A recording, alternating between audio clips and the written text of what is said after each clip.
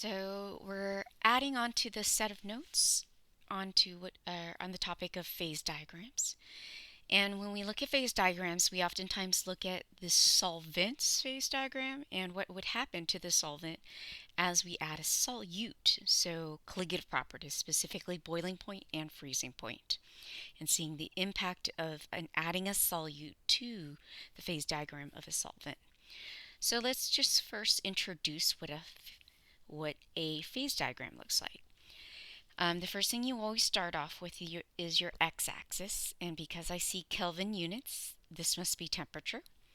And then, of course, your y-axis, I see ATM, which is atmosphere, and that is a pressure unit. So let's fill those two components out. Here's your temperature, and here's your pressure. Now, to look at this, logically, I would really focus on the scale of the temperature. At lower temperature, this phase that a substance is, not only low temperature, but oftentimes low pressure, the phase is solid. So 1 represents the solid phase of a substance, and it's a pure substance as of now. Now we look at what 2 represents. So I'm going to put S to abbreviate. 2, as I increasing temperature, at a little bit higher pressure, oftentimes these substances are compressed together more, and the particles are moving a little bit faster in terms of kinetic energy. So the substance is a liquid. So let's label liquid. And at the highest temperature, low pressure, we're looking at a gas. So these are the 3 phases, thus this is called a phase diagram. Now, when all 3 particles meet, all phases meet, we call this a triple point because literally we see all 3 phases. The triple point has solid, liquid, and gas all existing at the same point in equilibrium. Now we go to number 5. Number 5 is a phase change. You'll notice that it's between the solid and the gas. So the phase change you're looking at is something called sublimation, when it's going from a solid to a gas, or when we reverse it, it's called deposition. So I'm going to call this sublimation. When I say reverse it, it's going from a gas to a solid versus deposition. That's probably the most unfamiliar word, is the word deposition. Sublimation, you've seen dry ice sublimate into a gas, and we'll talk about the phase diagram of carbon dioxide so that we can understand why dry ice exists as a gas at room temperature and 1 atmosphere of pressure. We go to number 6. Number 6 is an equilibrium point between the 2 phases that share that boundary, which is the solid and the gas. And so this is called melting or freezing. So if I'm going one way, it's melting. If I'm going the opposite way, it is freezing. Now we go to 7. In 7, you're seeing the boundary shared between liquid and gas. And you'd be correct to say when a particle transitions to become from a liquid state to a gas state, this particle is in fact boiling. Now, another word for boiling is vaporizing. So it's vaporization, or the other way, which is condensation, condensing. So those are all your phase diagrams. Now there was one more point that I should have added, and that last point is called the critical point. And so this is where the last point at which this is called the critical point, number 8. The last point at which a substance is distinguishable as a gas versus a liquid. It's a very high temperature, high pressure point. So this is called the critical point. It's the last distinguishable point for a substance to be looking like a gas versus a liquid. So it's the last boundary point. I'd like to talk about the word normal. So there's this word normal, and I actually put it down on the bottom. I put it at number 5 because it's actually showing normal, the normal conditions. Normal conditions is when you have 1 atm of pressure, so you're at sea level. So this is your normal sublimation point, we call this. It's the temperature at which it sublimates. So the normal, for this instance, this specific example, the normal sublimation point is in fact, and it's a temperature point, is 197.5 Kelvin units. And again, the normal term means you're at 1 atm of pressure. So I would like for you all to go through example 41 and 42. They're all going through the series of understanding these terms as well as the phase diagram. 41 is the phase diagram for water, which is our universal solvent. And then 42 is the phase diagram of carbon dioxide. Go ahead and pause and finish it up. And when you unpause, the answers will all be written in. So a quick run through. This is your solid, liquid, gas.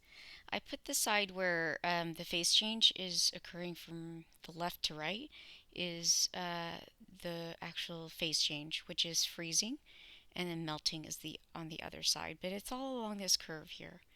Likewise, boiling and condensing all along this curve, and then sublimation and deposition, subliming or depositing. Critical or triple point is when all 3 phases meet, and so you'll see all 3 phases in equilibrium. And then critical point, which is that point where the last point in which the gas and the liquid are distinguishable. Normal, boiling point. Whenever I hear the word point, it means it's a temperature reading, and normal means it's 1 atm. So 1 atm hits the normal freezing / melting point of 0 degrees Celsius, and then normal boiling point / condensation point, which is 100 degrees Celsius. We're on to number 42. Let's label the regions, including the states of matter, gas, liquid, and solid on number 1. So we have at low temperature, we know that our substances are going to behave like a solid. As we get higher in temperature, it becomes a liquid, and then a gas at very high temperature. Now, at what point do gas and liquid phase become indistinguishable? We call this point the critical point. And we know the critical point is labeled right here, once again. At what point does a solid, liquid, and gas coexist? We call this point the triple point because all 3 phases coexist. And we are going to label it right here where all 3 phases meet together. At what phase does carbon dioxide exist as, at room temperature, which is 25 degrees Celsius? 25 degrees Celsius certainly is somewhere around here. And then you're looking at sea level, which is 1 atm. And as we would expect, carbon dioxide is a gas. It's the same gas that we exhale every day at room temperature and sea level from where we're living in Newport Beach. So this is going to be a gas. At what phase does carbon dioxide exist at 6 atm of pressure and negative 50 degrees Celsius? And so we're going to go to 6 atm of pressure, and we're going to use this triple point, this coordinate right here, which is negative 57 degrees Celsius and 5.1 atm as our reference point. So I certainly know that 6 atm is above 5.1 atm, and I also know that negative 50 is over to the left slightly. So it looks like the state of matter that carbon dioxide exists at that temperature, which is negative 50 degrees Celsius and 6 atm, is a solid. What is the normal boiling point? Normal is 1 atm, so I'm going to look to find where crosses between the green and yellow, but it doesn't. So it looks like there's no application to it, so it's not applicable. What is the normal freezing point? Once again, 1 atm. I don't see it crossing between the blue and the green, which is the solid and the liquid phase change. And so this is actually not applicable as well. Going into normal melting point. Melting point is the same as freezing point, but the opposite direction. Instead of going from solid to liquid, you're actually going from liquid to solid. And so it's not applicable. What is the normal sublimation point? Well, we do see that. It's actually between the solid and the gas phase. So the normal sublimation point, which means it's a temperature point. Anything point means it's temperature. It is negative 78 degrees Celsius. Now it asks if a sample of carbon dioxide at 0.5 atm, so it should be like halfway, and then, or even less than halfway, because of where 5 atm is relative to the 1 atm, 5.1 atm, I would expect it to be a lot less. Either way, we're looking at negative 78 degrees Celsius, which is right here. And so we're expecting the substance to be a gas at this point. And then you increase pressure to 5.2, so it's asking what phase change is occurring. And because you're going from a gas to a solid, that is what we call deposition.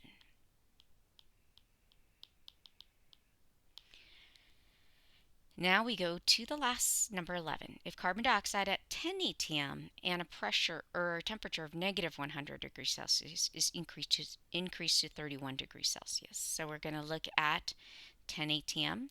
We're expecting 10 atm to be above here somewhere, okay, above 5.1 for sure. And then we're starting at negative 100 degrees Celsius, which is right here. So it's a solid. Carbon dioxide is a solid at that temperature. And then we increase the temperature to 31 degrees. Wow. So we're going this way. And it's melting. And then it's also boiling all the way to 31, which is right here, degrees Celsius. So it's going through two phase changes. Carbon dioxide is going through melting and then boiling. Two phase changes.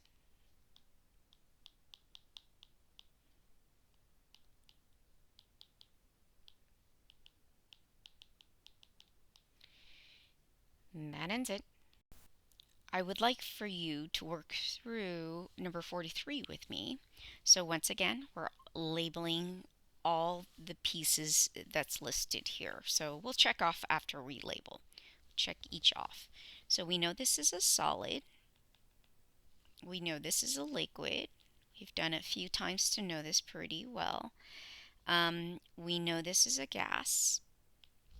So solid, liquid, and gas we've changed, or we've figured out. Now we're going to look at your, so this is a pure solvent. It says right here, pure solvent is where the lines are. These are all pure solvents, phase changes right here. Now we're going to add a solution. So the dotted line represents solution. So you're adding a solute to this pure solvent. And you're going to see where the changes are. Now, if you look carefully, here you're seeing this is the phase change where freezing point / melting point occurs. So you're looking at the solution compared to the pure solvent is depressed here, which is lowered. So this here, this temperature change that you're seeing is really the temperature change for the freezing point depression.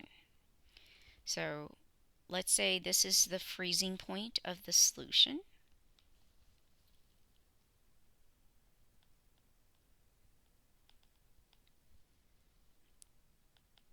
SLTN, which I got, and then this is the freezing point of the pure solvent.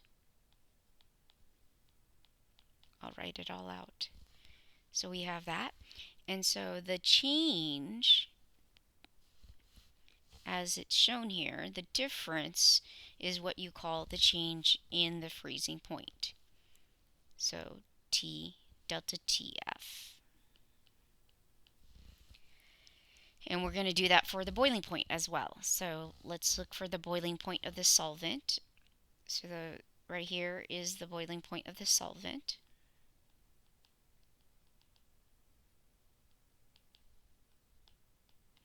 And it looks like the solution's boiling point increases, elevates, as we would expect it to. So this is the solution.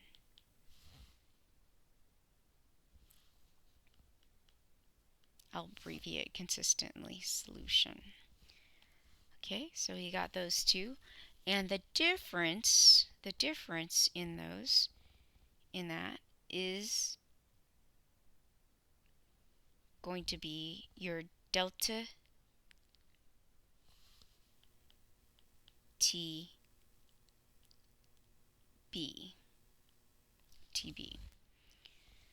And then your change in pressure,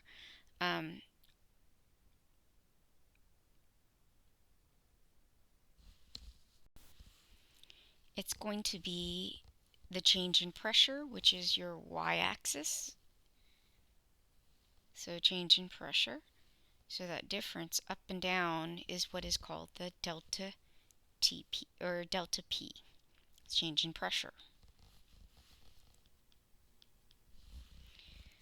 So we got all of them. And this is exactly why we're learning phase diagram, is to understand how when you have a pure solvent's phase diagram, we notice that adding a solute will depress the freezing point and elevate. So it's moving to the right, elevate the boiling point. All right, number 44 is yours to do, and I'd like you to make sure you work through it, unpause, or pause and work through it, and then you'll unpause and see the correct answer. Yeah, so these two questions are very good conceptual questions that lead into why boiling point elevates and freezing point depresses. Take a read and make sure you understand how to explain what causes freezing point to elevate and boiling point to depress. So since the graph is here, I'm going to answer number 4. Number 4 says if you added more solute to the solution, what would it do to the boiling point? And of course, adding more solute is going to affect where the boiling point is, which is this part of the graph. Adding solute will increase the boiling point this much, but adding more is going to cause further increase. And thus, you will see the graph increase as such. This is question number 4 on the next page. Again, practice answering these critical thinking questions first, and then you'll be able to check your work against my key once you unpause. Okay, so pause and work through number 3.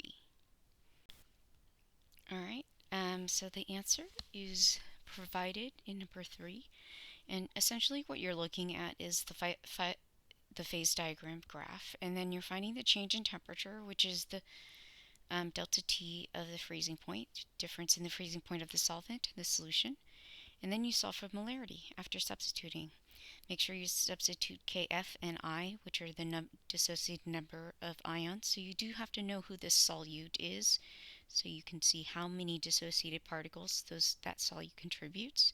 And then you substitute Kf constant, which is your freezing point constant into the equation, as seen here in sulfur molality in the